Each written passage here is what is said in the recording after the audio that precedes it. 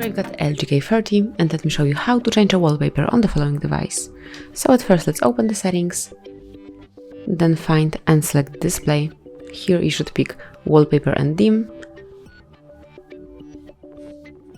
Just allow the application the access, and now just select the wallpaper that you would like to apply. Choose the picture that you like the most.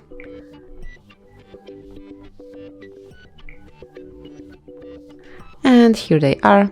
So let me choose, for example, this one, and decide if you would like this picture to cover just your home screen or both home screen and lock screen. If you would like to put it just on your home screen, just unmark lock screen, but I would like to set it on both, and finally click on set wallpaper.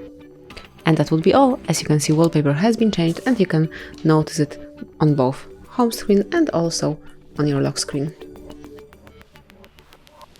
right here. So that would be all. This is how you can change wallpaper on your device. Thank you for watching. Please subscribe our channel and leave the thumbs up.